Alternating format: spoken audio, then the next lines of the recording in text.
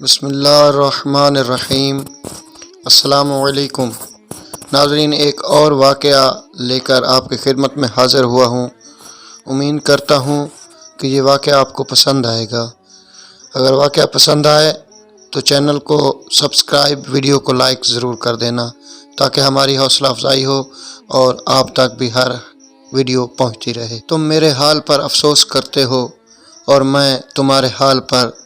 تم اچھے بھلے تو تھے، پھر تمہیں نہ جانے کیا ہوا ہے جو یوں دیوانے بنے پھرتے ہو۔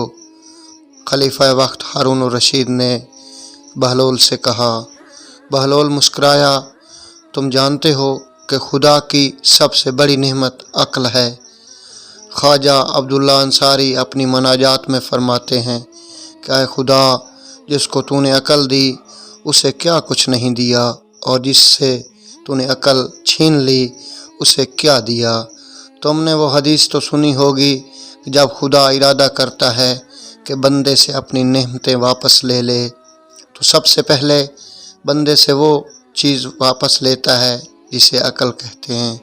عقل رزق میں شمار ہوتی ہے۔ افسوس کہ خدا نے یہ نعمت مجھ سے واپس لے لی ہے، لیکن اس سے شاہی خاندان کی کس قدر ذلت ہو رہی ہے تمہیں اس کا بھی کچھ اندازہ ہے۔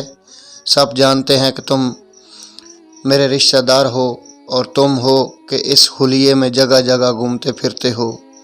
کچھ نہیں تو میرے منصب اور مرتبے کا ہی خیال کرو، ہارون نے سرزنش کے انداز میں کہا۔ بہلول نے سر اٹھایا اور بولا، ہارون، اگر تو کسی جنگل بیاباں میں راستہ بھٹک جائے، تیرا پیاس سے دم نکل رہا ہو اور تجھے کہیں پانی نہ ملے، تو ایک گھونٹ پانی کے عوض کیا کچھ دینے پر تیار ہو جائے گا؟ عجیب دیوانے ہو تم، بھلا اس وقت اس کا کیا ذکر؟ ہارون نے ناگواری سے کہا۔ بہلول ہنسا۔ میری بات کا جواب تو دو۔ ظاہر ہے اس وقت میرے پاس جو بھی مال و متاع ہے وہ میں سب دے دوں گا، ہارون نے بے پرواہی سے جواب دیا۔ اگر پانی کا مالک اس قیمت پر راضی نہ ہو پھر؟ بہلول نے پوچھا۔ تو میں اسے اپنی آدھی سلطنت دے دوں گا، ہارون نے فراغ دلی سے کہا۔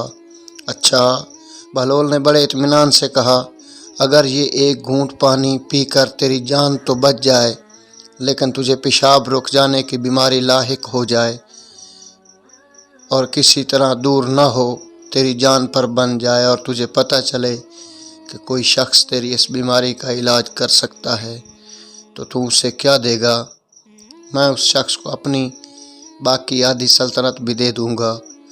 جان ہے تو جہاں، ہارون بولا۔ تو پھر اسی بادشاہی پر غرور کرتے ہو جس کی قیمت پانی کے 2 گھونٹ سے زیادہ نہیں، بہلول نے برجستہ کہا۔ ہارون خفیف سا ہو گیا۔ بہلول، تم دیوانے ہو گئے ہو مگر تمہاری عادتیں نہیں بدلیں۔ تو ناظرین، امید کرتے ہیں کہ یہ چھوٹا سا واقعہ آپ کو اچھا لگے گا۔